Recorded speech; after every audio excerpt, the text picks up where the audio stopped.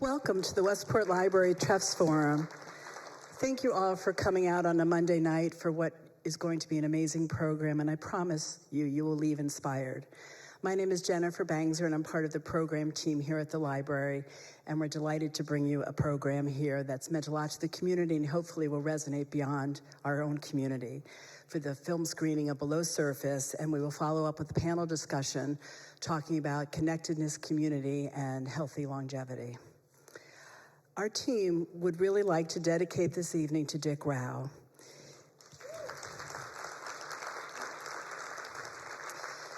Dick graced this stage last spring talking about his art. His art was on the wall, and he was a vital member of this community. As you will see, those of you who didn't get a chance to meet him, you will see his full spirit in this film. And his life reminds me of a quote that I came across by Eleanor Roosevelt.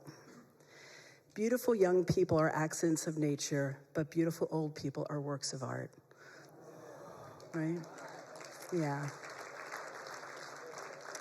And I'd like to give a welcome to our community partners who embody the collaborative mission of this effort and this message. The Weston YMCA for their class and their collaboration on this project, Westport Center for Senior Activities, the AARP Foundation, the Southwestern Connecticut Agency on Aging and Independent Living, and the Columbia University Mailman School of Public Health. The first step in tonight's program is a short video welcome by Senator Chris Murphy via video because he could not be here today. He has written two key pieces of legislation that speak to the issues we'll be talking about tonight: the National Strategy for Social Connection Act and the Addressing Social Isolation and Loneliness in Older Adults, or the SILO Act. After his video, Mary Polan will get up and introduce the film to all of you, and then we'll have a panel discussion led by our moderator, Robert Albaum.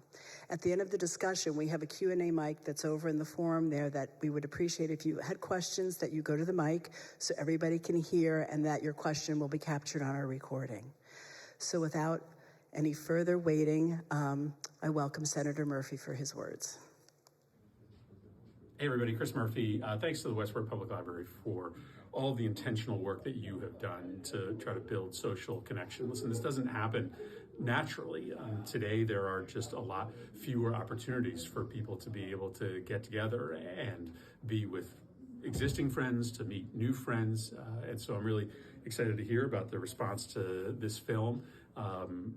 This is sort of what libraries should be all about, is not just being a place where people can get an education or people can find important cultural information, but also a place where people can find connection. So your work to build up awareness of all of the ways that libraries can participate in that important work of connecting us to each other, just absolutely vital. We've got record levels of loneliness and aloneness today, and you are at the center of trying to correct for that. Thank you, Senator Murphy. And now I'd like to welcome Mary Polan to the stage for a quick description of the film and her role as executive producer and what inspired her to make this film. Thank you, Jennifer. It's wonderful to see so many people here, and I am very pleased to welcome everyone here, and particularly I've seen many members of the YMCA who are actually in the classes you're going to see tonight. So thank you all for coming too. This is a film that was developed during COVID, really because it was boring to sit home and it was better to go out, and the best place to go was the YMCA. And having watched the courses and the classes that they had, I thought to myself, this would be a great place to stay in shape and to just have a lot of fun, because the music is nice, the instructors are nice. And I started doing the Aquafit classes, and it turned out it was not about exercise. It was primarily about having people around you who smile, who welcome you, and give you a sense of a group that's happy together. So we made the film, and I certainly want to thank and acknowledge Patty, who's here tonight.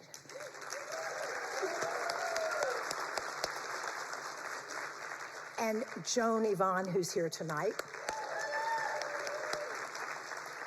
And also Josephine, who runs the whole pool thing at the Y. and Marilyn, who's also here, and Carla.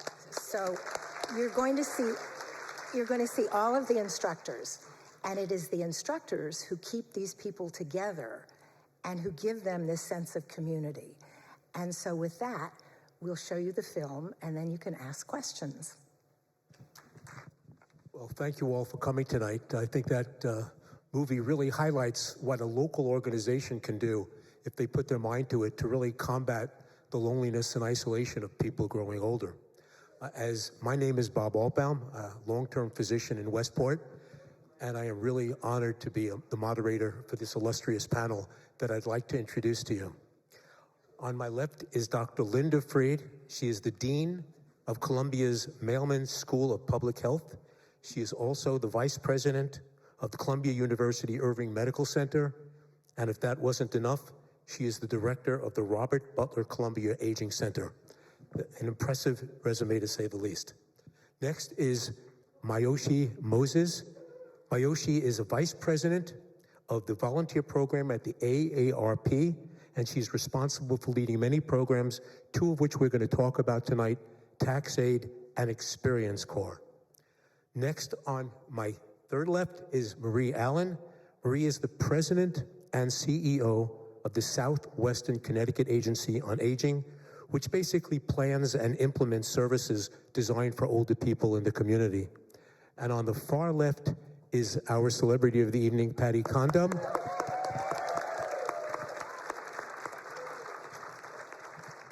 Patty, as you know, is Aquafitness instructor extraordinaire, now a movie star and a possible Oscar nominee.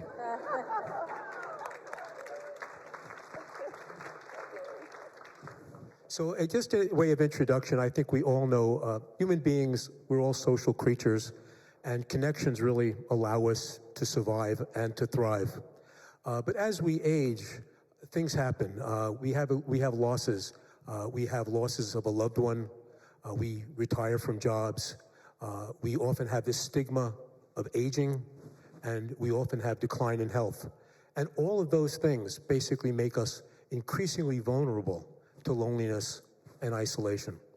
And what we're going to explore tonight is the ramifications of that, and perhaps some solutions or ideas for how communities can really avoid that and really make people's lives better, both in terms of quality and longevity.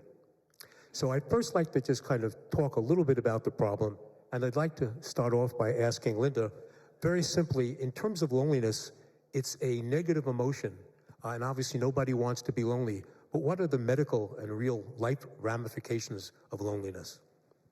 Thanks, and hi everybody. It's an honor to be here with you. The first thing to know about loneliness is that it's important, from my point of view, it's important to our well-being, because the experience of loneliness, which is an experience, is a subjective pain of not having the kind of meaningful connections that would be satisfying and nurturing. And it's been described that we are wired evolutionarily to experience loneliness, much the way we're wired to experience hunger. Hunger tells us we should eat something. The ping of the pain of loneliness tells us we need to go out and find and build the connections that we're missing. So if we listen to the signal and act on it, it's a positive prod. Evolutionarily, there's lots of reasons why that we've seen that why communities that hang together do better, and so it's the basis for that. But when loneliness becomes chronic, it actually affects your health quite badly. It affects certainly physical health. It causes inflammation and all of the diseases associated with inflammation, cardiovascular disease, et cetera.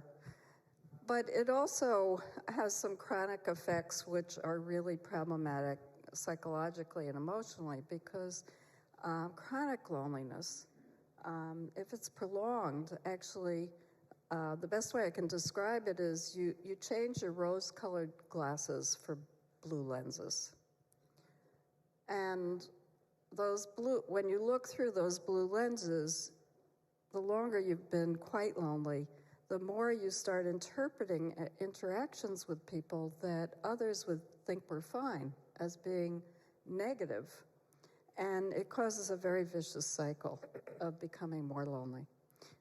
There's lots of reason to think that the behaviors and experiences that result from that, internally, anxiety and depression, externally, seeing interactions as aversive, has lots of downstream negative effects for the individual, but also for the community and the society when loneliness is so prevalent. The last thing I'll say is that we think there's one kind of loneliness, but there are actually multiple types of loneliness, and I think it matters to locate the ones that one experiences because the solutions for them are different. The one we think of is not having the meaningful relationship with an intimate partner. We think about loneliness of not having meaningful connections with family or friends.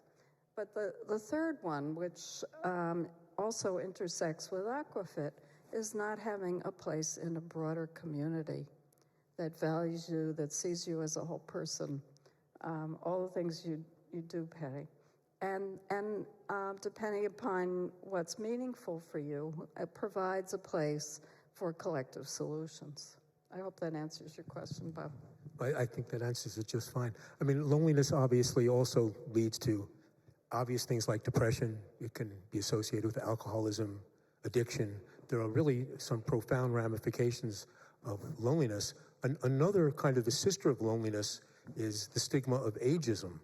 And ageism in our society actually, and not only ageism directed at us, but our own perceived ageism definitely has impact on our health. And I wanted to ask Marie about that. Thank you. I think when we look at ageism, you're looking through the same lens as racism or sexism. They're just a means of discriminating against someone who looks different or behaves differently than you do. And ageism is extremely powerful at isolating individuals who are older in age than others in the community.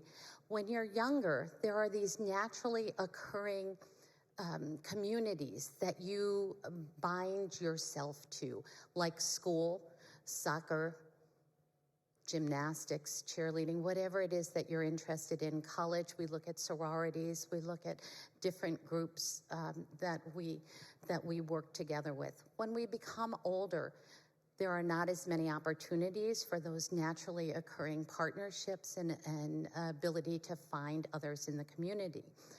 What Patty did at the Y and what Wendy Petty is doing at the Westport Senior Center and what our senior centers are doing throughout the state is incredible work of finding these naturally occurring organizations and communities for older adults to find others to bind together with.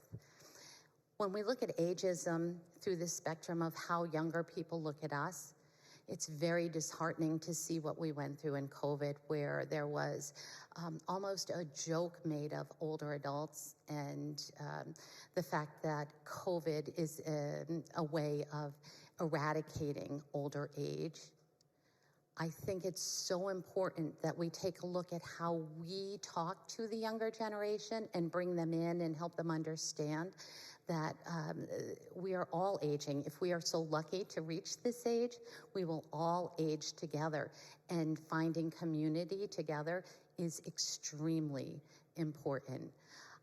Younger adults working with older adults, communities working together. It's not a zero-sum game. It is not, young families with children in the school system against seniors looking for improvements at the Y or the senior center. It's really about bringing everyone together and saying, how do we create a continuum that strengthens and supports everyone? So my greatest hope is that we take heed of Becca Levy's study. She is a psychologist and epidemiologist from Yale who said that having a positive view on aging will add 7.5 years to your life. The lens we look at how we feel about aging is more important than our predisposition to Alzheimer's, to heart disease. It's incredible what we can do just by having a positive attitude towards aging. I must say, after reading about this and talking to Marie, I kind of I always thought of loneliness and ageism as certainly very negative words, but nothing more than a bad feeling, bad word. And now I almost begin to think of them as a disease, or maybe that's my physician background. But these are diseases that really need to be cured, or at least addressed, because they really impact on longevity and quality of life in a way that simply isn't a negative emotion. It's very, very, very powerful. I did want to speak to Patty briefly, because I've been in a bunch of classes and spinning classes and things. I've never experienced what these people experienced. I don't know if anybody, I don't know how many people here in the Aqua Fitness, maybe I should ask for hands, but is there something about the water, something about the Aqua class that's unique? Well, I would say because everybody is almost half naked, you're only in your bathing suit, and you're also then undressing in the locker rooms. So, you know, not that everybody's doesn't have all their clothes on, but, you know, so in that sense, you know, you've shed most of your clothing. And in the pool, you know, you can move around and you can see, you know, Betty over here and Joan over there and Nancy over there. So you can, you know, also go and like chat a little bit during the workout. And the teachers really don't mind that, as long as you don't speak too loudly, I think, for the most part. There's some women here from the Darien Y, Nancy Gruen, who used to teach at the Westport Y with me, so they're here.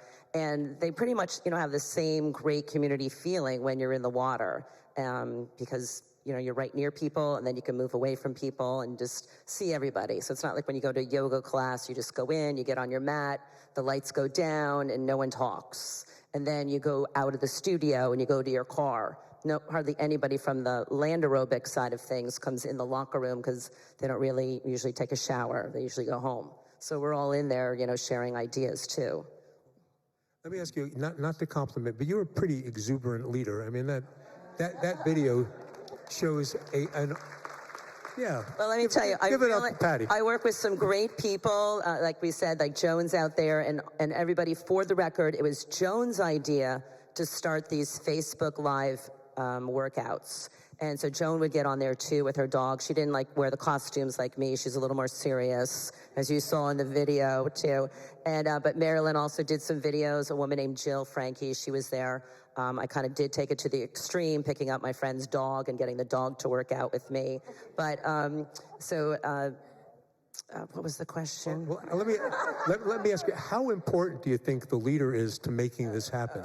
And if it is important, what guidelines? Yeah, I mean, you want to have a good leader, but you've got to have people that are right there with you. What recommendations would you give to other leaders in other groups to make it happen? No, I mean, you definitely want to have, you know, a leader who's enthusiastic and fun and wants to have a good time in just about anything you do and any job that I've ever had. And, you know, I'm also the girls' golf coach at our high school. And so, you know, I lead that group and at the VFW. So you have, you know, I like being a leader. I like being in charge. I don't like people telling me what to do, to be honest with you. But my boss out there, Josephine, so I do listen to her. So yeah, you want to have a strong leader, but also you've got to have a great team with you. And this Aqua Fitness class and the whole program, it's like you're on a championship team. If any of you have ever played a sport, and it's like the greatest feeling that you have because you're all working together to a common goal. And, you know, some people, you know, have all their different things that they do better. Some people make better Irish soda bread than my deviled eggs type of thing. But we're all a great team. So, but you do need a leader. But there's leaders in many great Aqua Fitness classes in our whole country, just to let you know. Leaving the Y for a second, Aqua Fitness, going into the community, I just want to throw this out to the panel. What other organizations or groups do you see kind of fulfilling this kind of role of combating loneliness and really bringing people together? So I would love to jump in here because I'm at the AARP Foundation, and I run several volunteer-led programs. And the mission of the foundation is really to help support older adults living in low income. But what's developed are lots of different programs that have brought in and built community around older adults who want to volunteer their time. So I look at it as a program where I get to run where we bring people together that are building community, but also fulfilling a purpose and serving others. So it's almost a double, triple benefit.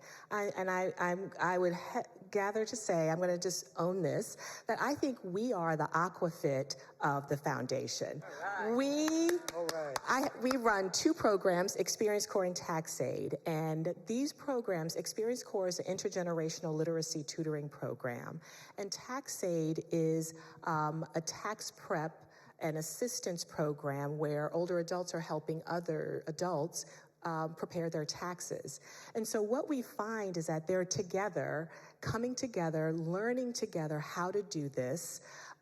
They build community among themselves, so they're enjoying being together. But not only are they doing that, they're also finding purpose because they're giving back to the community. So every individual comes in excited. We have music playing, and they feel excited about what they're doing and are continuing to do this. And what I think is really unique about these programs is that we call them sustained volunteering, in that it's not sort of one-off or a couple of days feeding folks or building homes, but it's really working with individuals over a long period of time, building a relationship with them, getting to know them, really engaging with them, and seeing them year after year.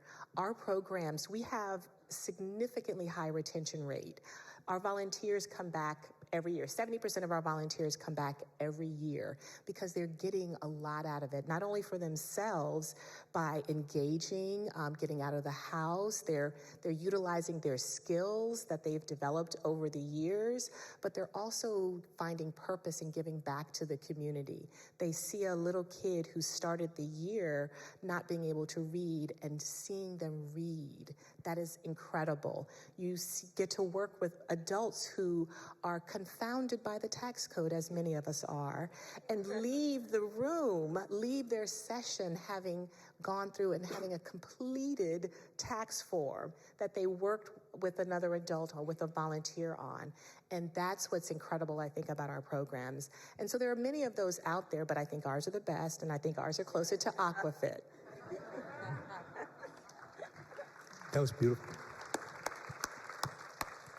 You touched on something I'd like to pursue maybe with the other panelists, which is intergenerational getting together, because it seems like intergenerational has the mixed benefit, both not only from a cooperative communication and collaboration, but also combating ageism, letting the younger people see older people are relevant, important, and have a lot to contribute. I was wondering if there are other examples of that in the community, either Patty or Linda. Anyone just want to chime in on that? Well, one thing that we do, and it's going to be, I think, our 25th year, maybe a little bit more. Sue Pfister, our retired director of the Senior Center, would know for sure. But the golf team, the girls and the boys golf team, get together with seniors in town, and we have a golf tournament or a golf outing, and it's really a lot of fun. That's one of the things that we do. So I would say there's a fourth kind of loneliness, which I didn't mention before, and that's intergenerational loneliness. You won't find that if you Google it, but I certainly have seen it a million times. Because generations need each other, and we have many forces that are leading the U.S. to be the most age-segregated country in the history of the world. Right now. It is absolutely normative now for young people to have no interaction with an older person. And that's a seed for ageism, for sure, if we don't know each other. But the generations need each other and have assets that are highly complementary. You know, on the work side, the evidence is that intergenerational workforces are much more innovative and productive than single-generation workforces. That's just a marker. But psychologically, whether it's within a family, as long as the family gets along, you know, or in communities, the mutual well-being of having intergenerational communication, collaboration, sharing is really important. And there are there's a paucity I mean, not only has the U.S. become the most age-segregated country in the history of the world, which we didn't used to be, but we also, as lots of people like Robert Putnam have talked about, and I have as well, the U.S. has allowed the social infrastructure of the organizations and the programs that bring us together to fray, to become quite thin. And those in part were the intergenerational programs like Aquafit is, where people of all generations can know each other and can build a network of what Mary Lake and I talk about a lot, which is the strength of weak ties, the strength of networks that tie an organization together. There are lots of models springing up, small ones, much smaller than Aquafit, much smaller than Experience Corps, but ground-up models that are being tried out of neighbors coming together to, I know the one in Manhattan very well, to visit homebound people on a regular basis and just befriend them. What does that do? Well, everybody who volunteers in that program tells me that it's the volunteers who get the most out of it. The younger people in the community who have a chance to learn the histories of their neighbors, to be the beneficiaries of their kindness and generosity. I do want to say something, just want to add, as we think about learning, one thing I did not mention is that Experience Corps was founded by Dr. Freed here. Exactly what she just talked about, the benefit to the older adults, the intergenerational nature, those are the things that she and I have been in conversation that she said was a spark for that. And so I think it's really great that we have her here, that I'm sitting next to her. Right now, I'm learning so much. Give it up. So here we have an example of intergenerational learning and excitement. So I'll tell one little story. I teach a kind of crazy course at Columbia, which is called Your Longer Life, for undergraduates, graduate students, and auditors in the community. And when the pandemic started, we couldn't do our in-person intergenerational project at the end because we were all in lockdown.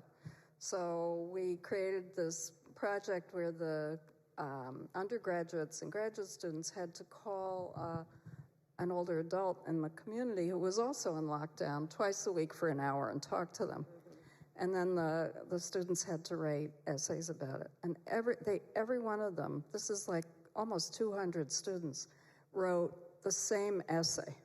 The essay said, I was happy to do it because I was doing a good thing for a poor older person. And the only reason I've made it thus far in this pandemic is because what they said to me. And they all said, the older adult who they were talking to said, I know you're really frightened, and I know this seems like the end of the world, but honey, it's gonna be okay. I've been through worse. One thing, we are here, we're kind of blessed with this incredible library, and we have a rather affluent community, which is not representative of at least a large part of the country. And I was wondering how we're dealing with loneliness, and maybe Linda can answer, but in general, how loneliness is being dealt with in more economically deprived areas and how people are reaching out. Marie, you're nodding, so I'll let you go. Sure.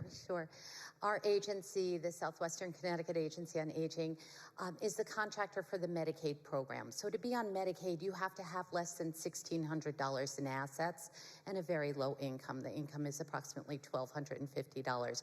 So you can see the individuals that we're helping, including some individuals right here in Westport, not many, but some, on the Connecticut Home Care Program, our Medicaid waiver. These individuals struggle because the opportunities to have communal activity are very limited by the funds that they have available to go out and to participate in other activities, limited by language or mobility All of these things are tremendously difficult for them. But what I will tell you is during COVID, we started something called a grocery bag delivery program. If you remember, right at the beginning of COVID, all the older adults were told, don't go to the grocery stores, don't go anywhere that you might be in public. So we started immediately changing from home delivered meals to include these grocery bags. And we partnered with a nonprofit organization in Bridgeport, Connecticut, which had teenagers who perhaps had a little trouble, had gotten into a little trouble either in school or in their communities and needed to do some community service. And we had them help us deliver the bags.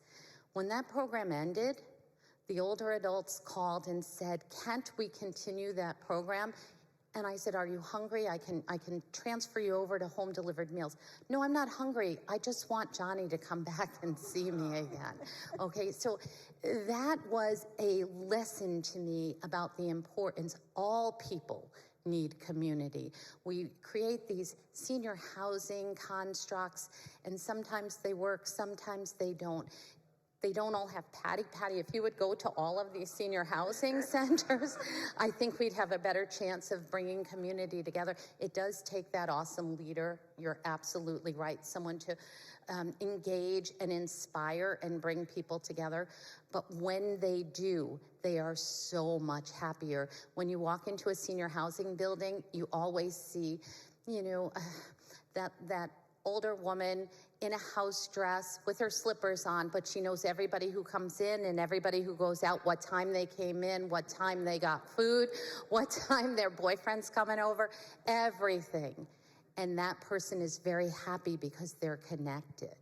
So we don't do enough. Medicare won't do this for us. The federal government won't do this for us.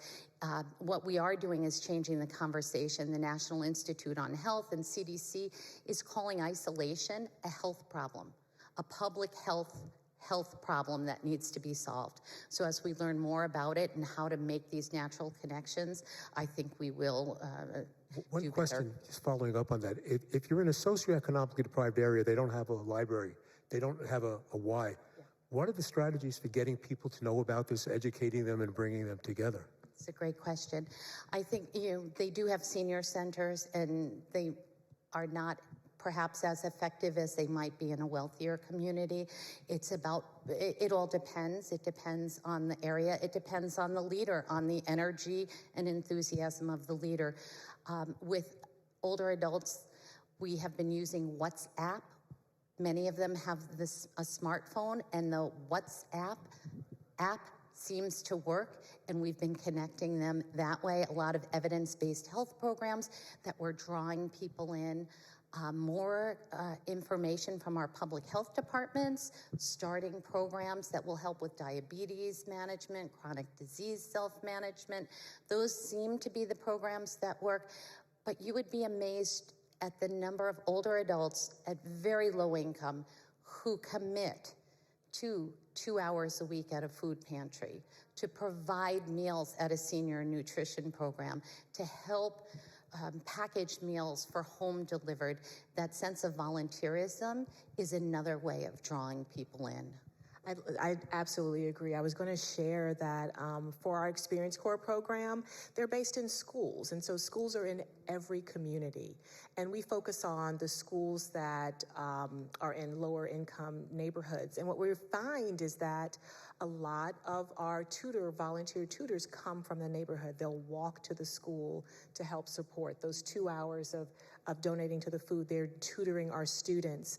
And so we find that, schools are institutions that are in every community that exist. And so that's a way that we connect with those lower income older adults who have found time to dedicate and give back to their own communities.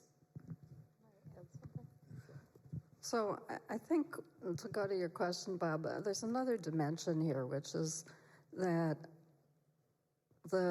these kinds of social connections, the desire to come together to improve whatever the problem is that we can only solve together, requires some level of organization to offer as a place for people to come together and effective programs. And I would say this is a critically important public good, that the U.S. has kind of sequentially disinvested in. The sequelae of that, I'm pretty confident, is it contributes to the kinds of polarizations we have. It contributes to us not knowing each other. It contributes to the, honestly, the despair of young people that, the problems they're confronted with, the community that can't solve, won't solve, isn't solving. So these are public goods that I think we need to think about how to rebuild in a 21st century context. It sounds like there's much more to that. Sounds like there's much more to that, which we'll get to later, perhaps. One of the things I did want to talk about is that loneliness breeds depression, and I've taken care of a lot of depressed people, and one characteristic of all of them is a real sense of inertia. They just they don't go out and do anything because they want to sit on the couch. It's hard to get out of bed.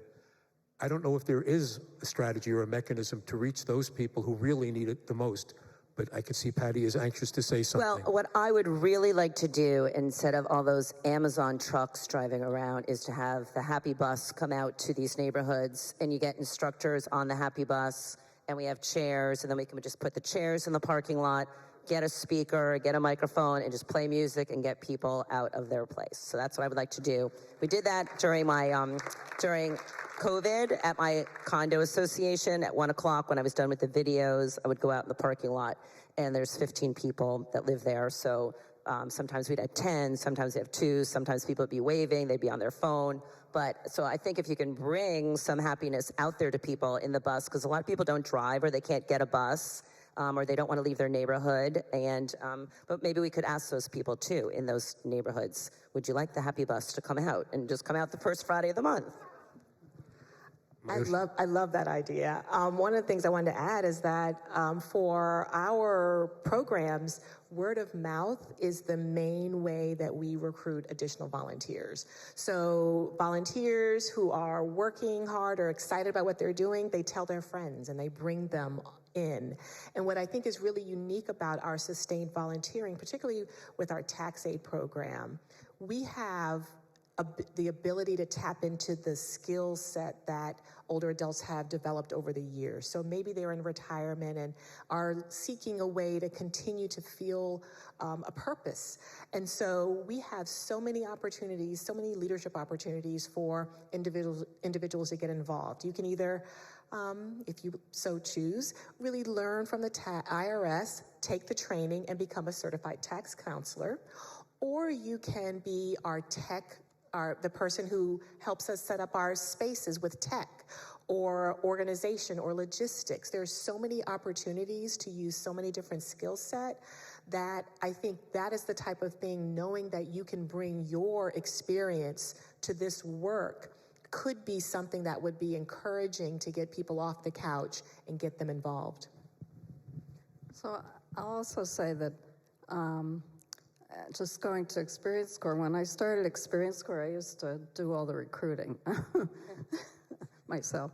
But what I found is that in the most low income of neighborhoods, if you offered a program that inspired hope, that by your contribution you could make things better, people would show up. And we saw, because we did a lot of screening of people, many of the people who signed up had substantial depressive symptoms, but they saw something that they felt like they needed to have the opportunity to be part of. And they'd sign up and we followed them, and their depressive symptoms often were situational and resolved, and that's not a guarantee, but people were without the way to contribute with the generosity in their heart that needed to do it.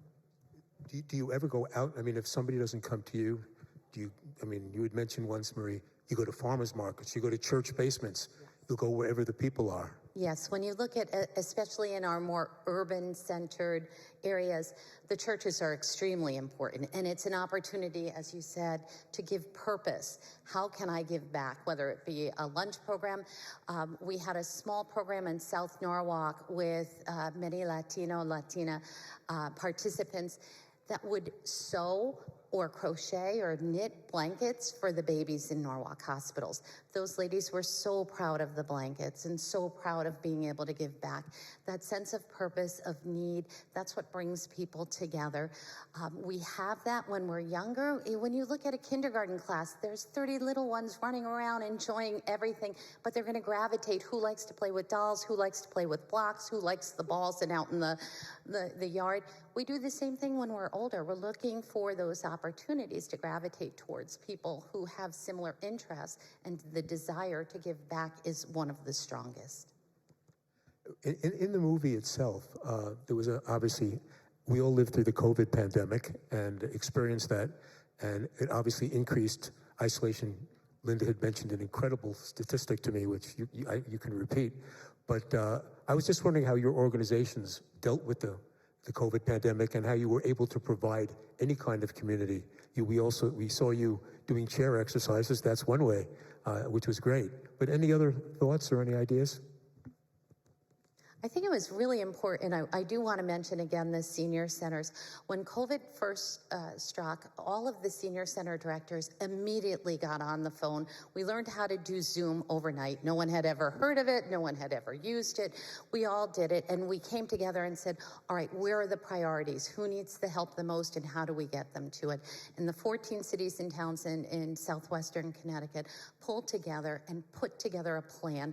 This is how we're going to feed people. This is how we're going to get medication to people. This is how we're going to start phone trees to prevent some of the isolation. It really, to me, there's a light now on the importance of a senior center. Everyone thinks a senior center is a place where people go to play cards and occasionally get a little bit of help. So far from the truth of what a senior center is.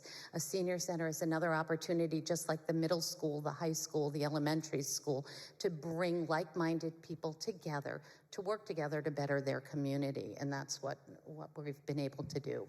Mayoshi? Yes, we pivoted as well. For all that the pandemic was not, one of the things it did do was create new ways of thinking about how we deliver our services. For tax aid, we started, it was 100% in person prior to the pandemic, created new ways of trying to continue to engage with taxpayers, with drop-off methods, through the virtual opportunities. With Experience Corps, it's really been phenomenal. Similar to your experience, I think schools shut down, everything shut down March of 2020, and all of the volunteers had, it was close to the end of the school year. They really wanted to continue to close out the school year with their students. So we found a way. We also learned Zoom in 5 minutes, and then taught Zoom and how to use virtual tools to our older adults.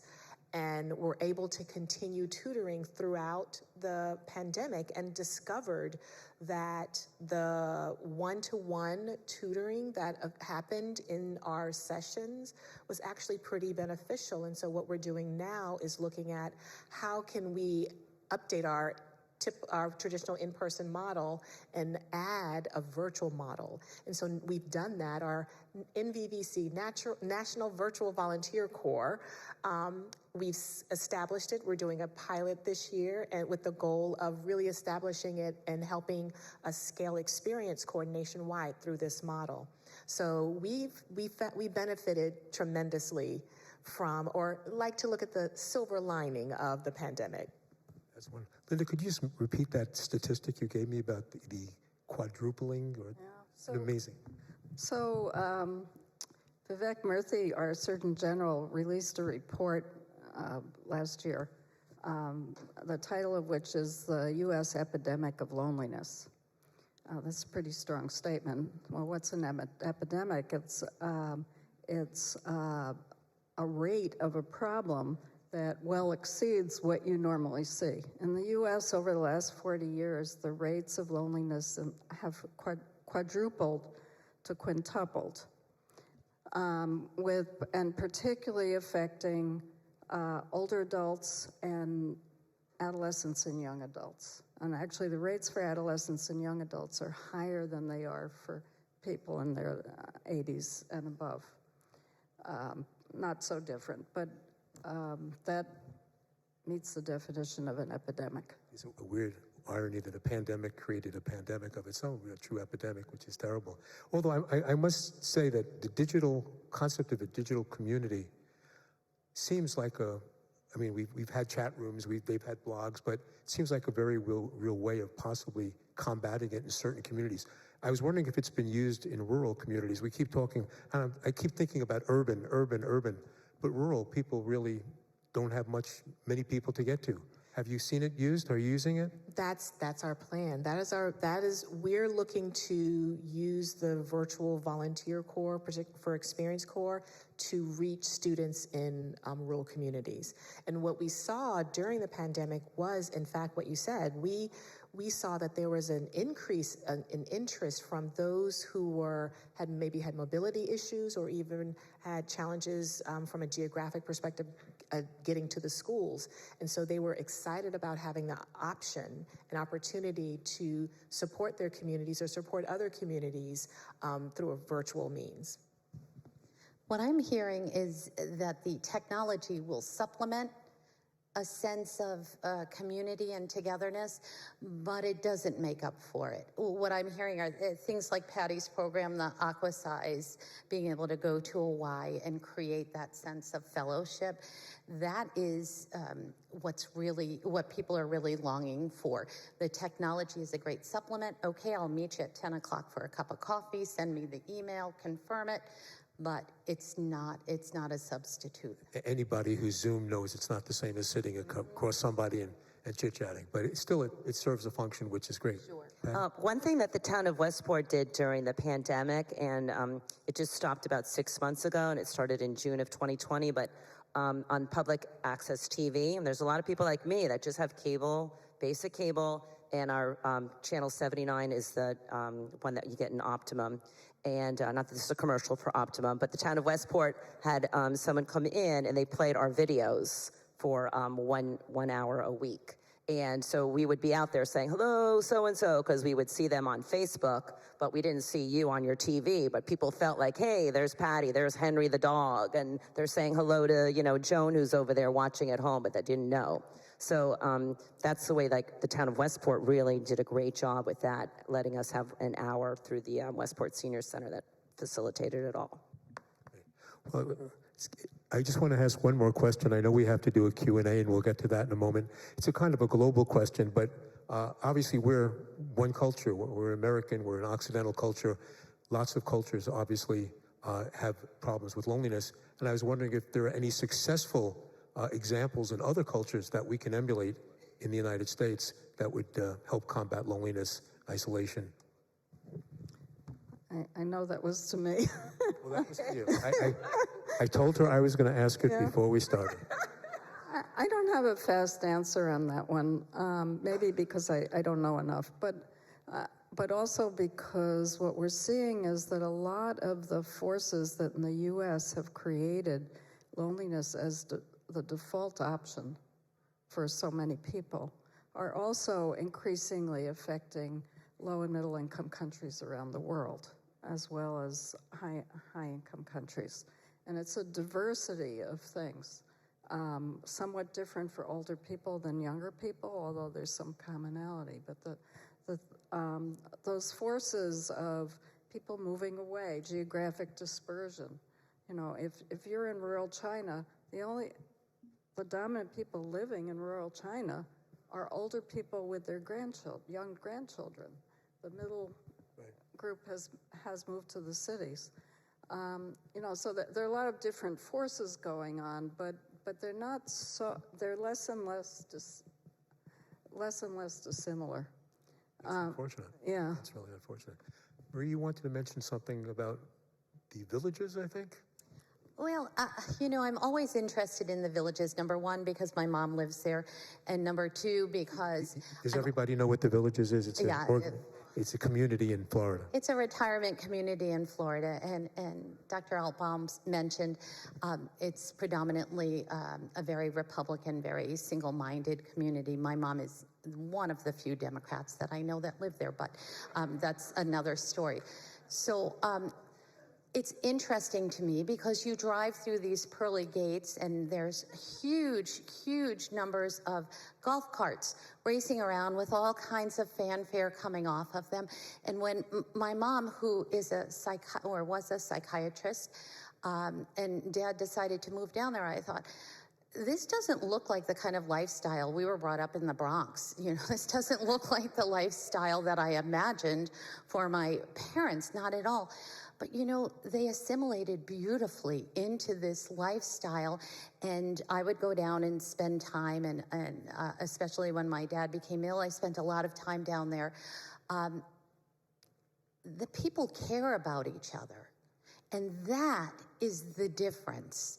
The people, every neighbor, I could not get the dishes washed before the doorbell would ring again to come over and say, hey, how's Tony doing? How'd he make out with chemo today? What's going on? How can I help you?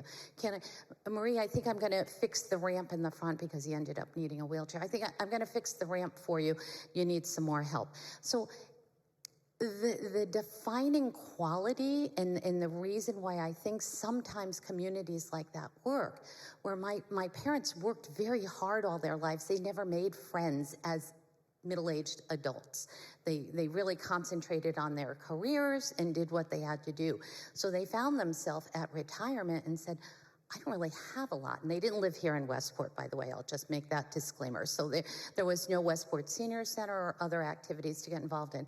So the villages really hit something for them. It gave them that naturally occurring community. My mom went to Zumba, did art. My dad was the head of the pickleball teams and played cards every Thursday night. It was just a wonderful way of bringing together community. And that's where I recognized, more so than any medications, more so than education or economic status, it's having the ability to look at a community that embraces you, that gives you a sense of purpose, that makes you feel like you belong, that made a tremendous difference. One other thing, just from my perspective, I've always sensed not only are there disparities, obviously, in socioeconomic access, but men are not that great at basically being communal. They have a much greater problem connecting than women, in my opinion, from what I've seen. One organization, I'll give a shout out in Westport, the Wise Men, and I think it's really a good role model for other communities, really plays a tremendous role in getting men together who either have lost a spouse or just have retired and are trying to look for something exciting to do or productive to do. I think it really should become a model for communities throughout the country. It really works beautifully, and it's one example I've seen of a very successful thing, and it's kind of homegrown, which is really very nice. We are coming to the end of our discussion. I was told to stop at 8:10, so I did want to open up our question and answer to anybody who's interested. I would ask, if you have a question, please step up, introduce yourself. It's always important. If you're with an organization, please name the organization, ask your question, and if it's to a specific panelist, please address that panelist. So I will open the microphone to anyone who's interested.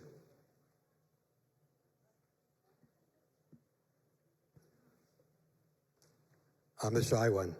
I really appreciate all of the, just the exuberance, you use that word exuberance, that I see among the seniors. And each one of you framed a point that contributed to the whole. And one of the things that we always think about from the pandemic and social media is how the younger people are suffering this disease of loneliness.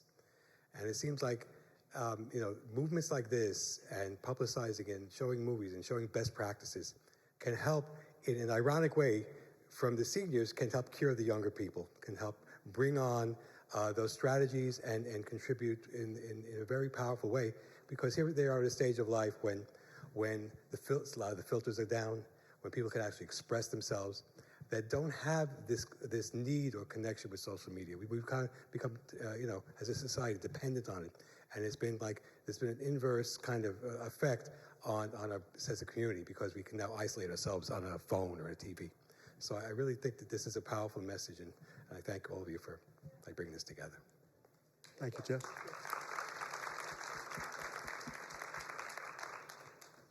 Anyone else? We have an empty mic. It's like an empty dance floor.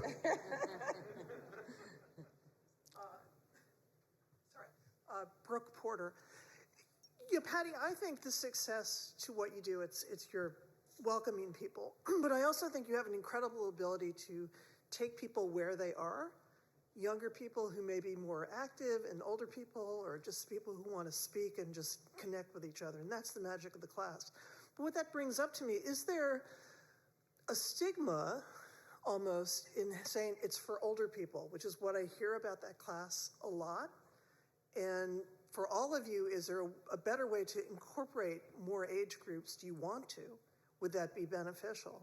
And would that, I do think there's sometimes that stigma of aging. A lot of people who've been in your class for 30 years were in their 50s when they started. So where do we stand with that? And you all have said that there's a benefit to intergenerational, connections. How do you accomplish that? Yes, Sure. that's Joan Yvonne out there right now who will answer that. I started Aquafit because I was so out of shape and I wanted to go with the old people because I thought the task would be really easy. And it went my butt. And I think one of the ways that Patty exemplifies is the openness, the inviting, and talking about it. And I think that works with anything that you're trying to do.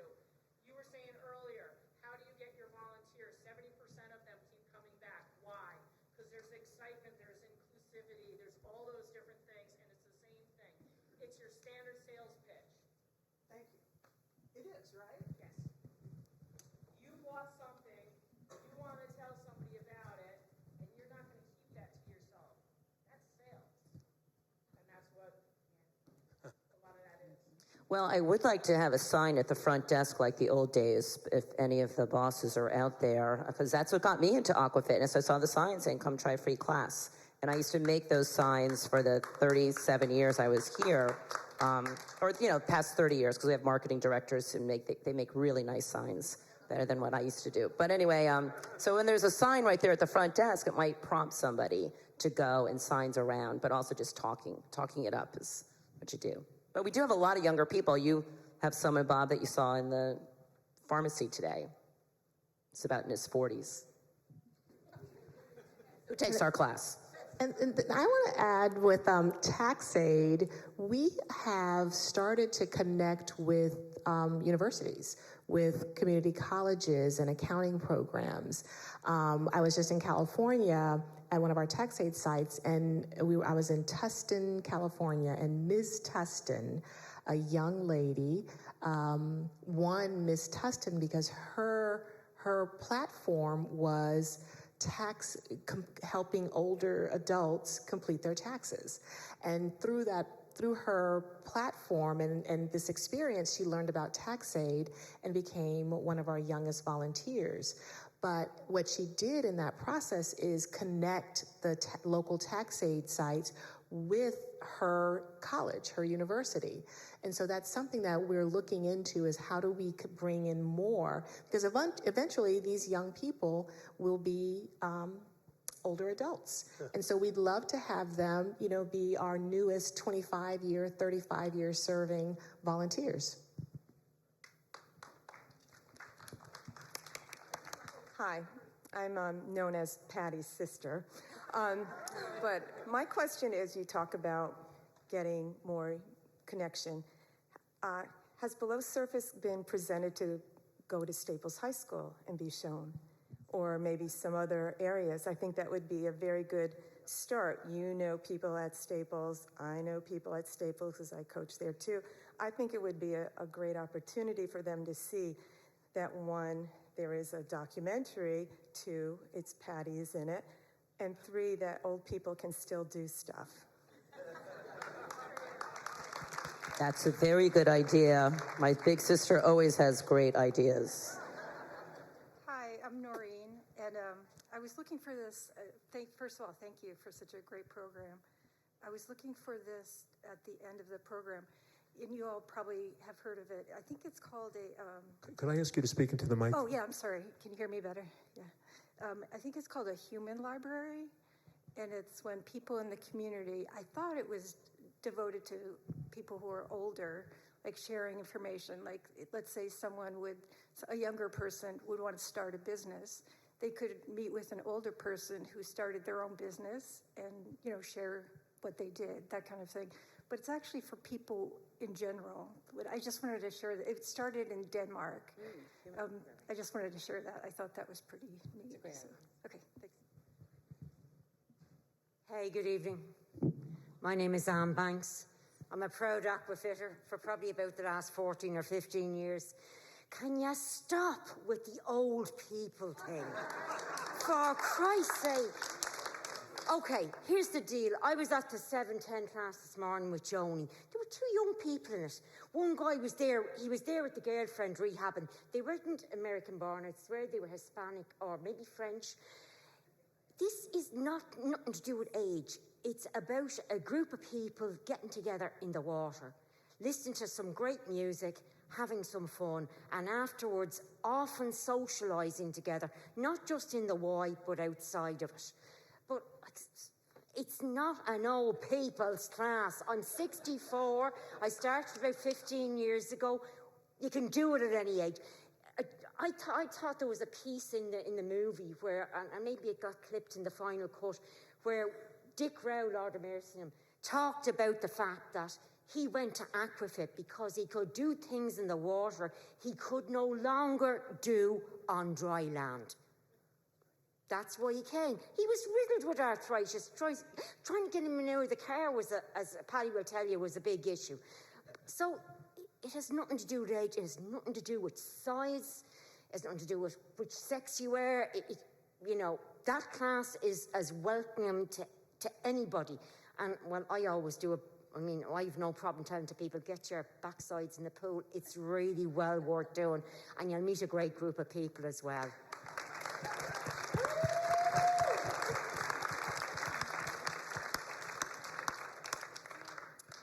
Well, thank you for all your questions, and thank you to our panel for coming out tonight, and for Patty and all the work you do at the Y and all our community partners. And please come back and enjoy some community here at the library anytime.